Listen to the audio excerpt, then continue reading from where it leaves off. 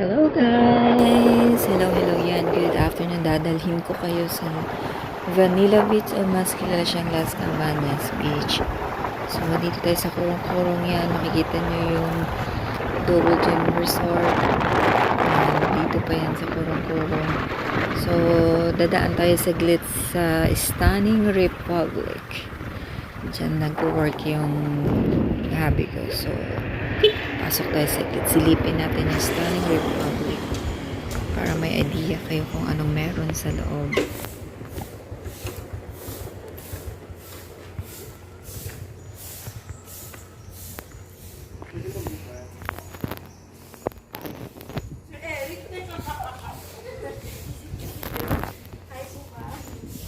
Hello. So, ayan yung kanilang lobby. Then, yan yung front desk nila. Then, yan yung kanilang open area. Nakaharap sila sa beach ng kurong-kurong. Tapos yan ang kanilang monkey. Ang kanilang gorilla. Yan. Meron yan silang tatlong malalaking monkey. Si King Kong. Tatlo yung King Kong nila dyan. So, ayan. Ang ganda ng front nila. Beach front sila mismo. So, tara na. Ito naman ang Buckwheat Bay. Yan. Pag malapit ka na sa Las Cabañas, madadaanan mo yan yung Buckwheat Bay. Yan sa Buckwheat Bay ay dyan nag-island hopping sa mga islands na yan. So, ayan naman yung building. Accommodation ng Vanilla Beach. So, hindi pa tapos. So, ito yan. Yung front nila. So, ang front nila dyan is McDo. Yan, kung makikita nyo, papasok na tayo. Mga commercial space meron sila dyan. Yung mga restaurants, shops, yan, madadaanan natin mamaya pagpasok natin.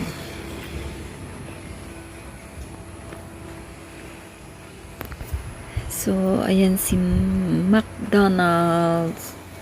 Yan, close. Tagal lang close si McDo.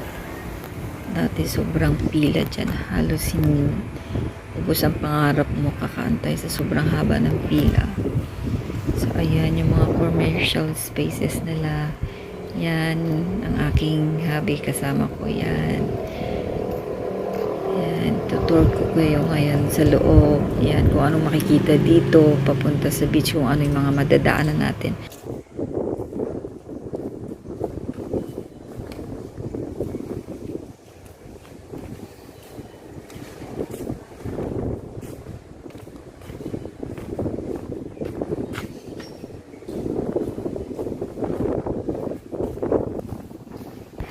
So, ayan, close din ang palaruan nila. Yan.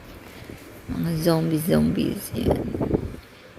Mga player, mahilig dyan pumunta before. So, ito, yan. Look at the, ang galing-galing ng painting. Ganda-ganda. Ang cute. Buhay na buhay yung color niya.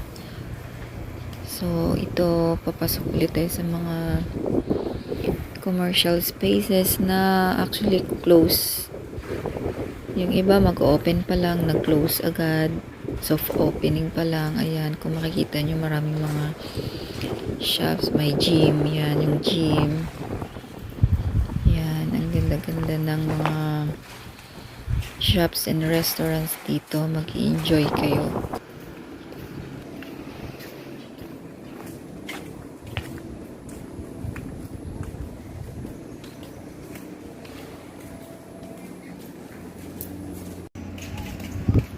Lalaki na ng mga halaman nila. Ayan o, dati wala pa yan. Sobrang liliit pa lang yan dati ng mga halaman nila. Ngayon, ang lalaki na. Yan, ang cute-cute niya no, ng bakal. Ginawa nilang design sa center. Nilagyan nila ng halaman. So, sa mga plantita at plantita, yan, may idea kayo. Yung mga scrap yung bakal. So, ayan, yung shop. Organic spa. Sarado din.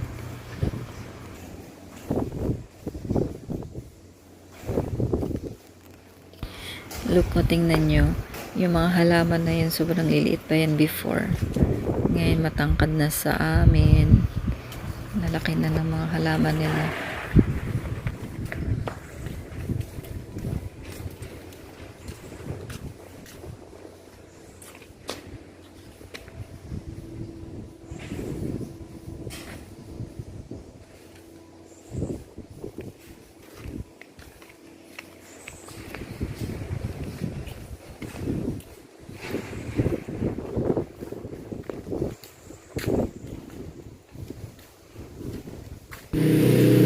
So, ayan yung fountain nila.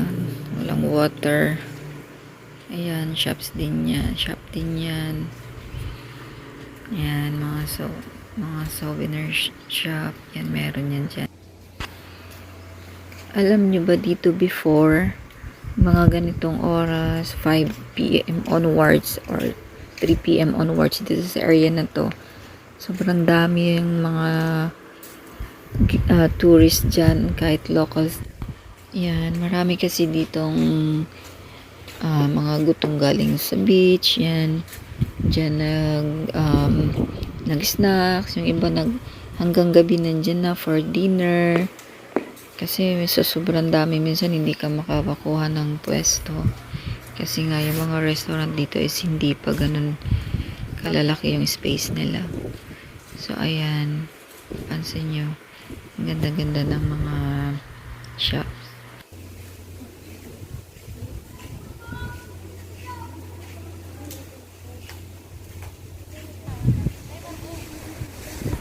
So, ayan. Welcome to the beach. Dati kilala ito sa Las Cabañas Beach. Pag sumasakay kayo ng tricycle, pag sasabihin nyo lang sa Las Cabañas, yan, dito, before, ngayon sobrang,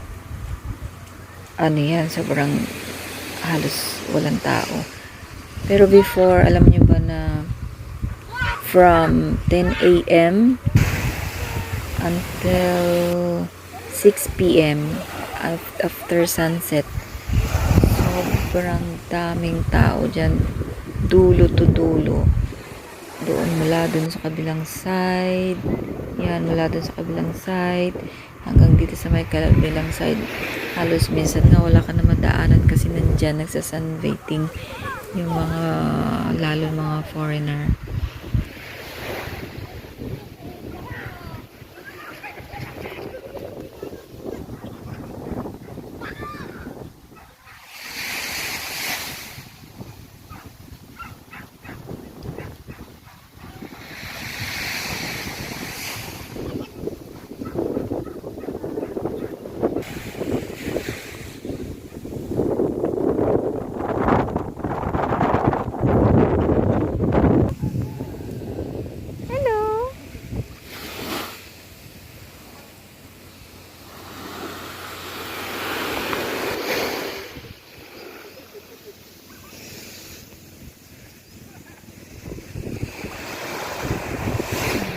Ng water, tingnan nyo yung si water, ang ganda-ganda.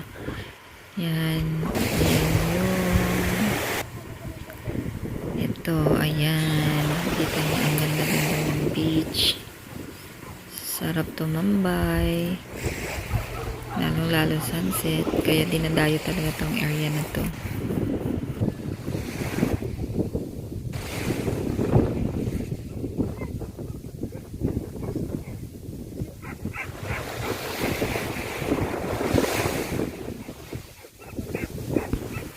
Narinig nyo guys, yung dagat, yung dogs, yung hangin, yan, napaka-tahimik ng area. Ayan, sa likod ko, may background, si Sir Eric.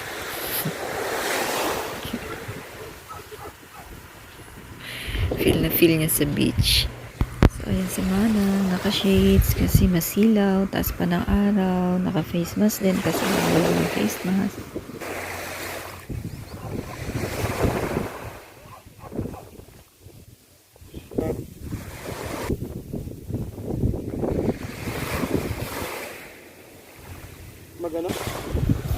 Ayan, past 5 na.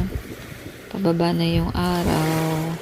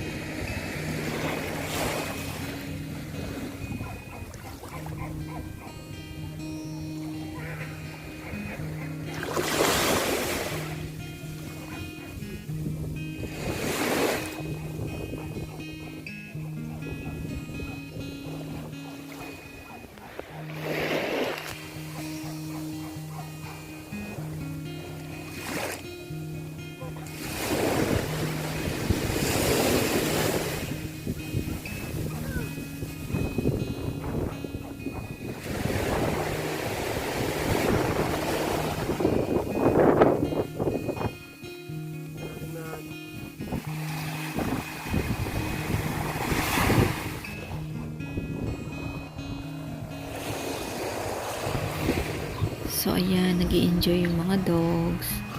Kasi wala mga guests. So, solo nila yung beach. Sarap na sarap silang maghaharutan dyan sa lapad ng beach.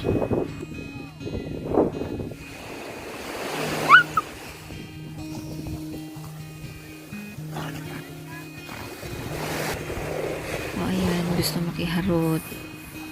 Sige, harutin nyo yan.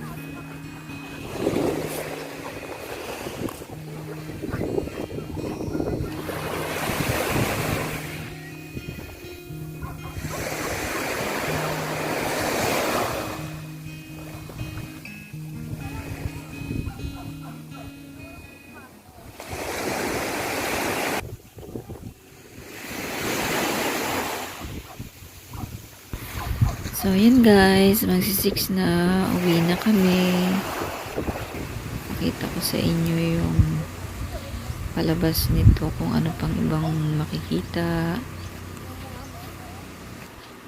Ayan, palabas na kami.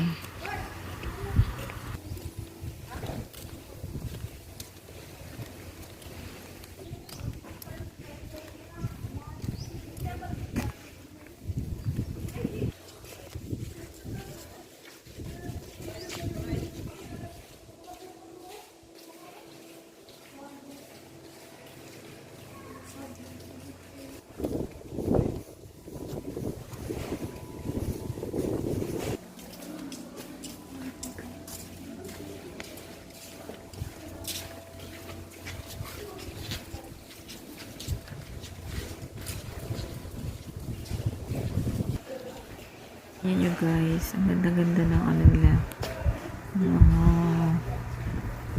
wood, ganda ng design. Yan, tingnan mo yung ugat yan, yan ugat ng puno, mga scrap. Ganda-ganda ginawa nilang display.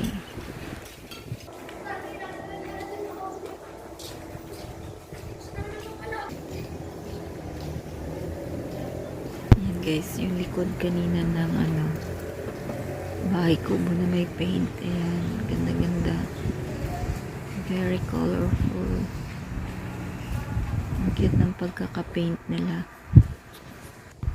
Ayan, dito yung office ng El Nido Yachting. Yan. Sa mga mahilig magyate.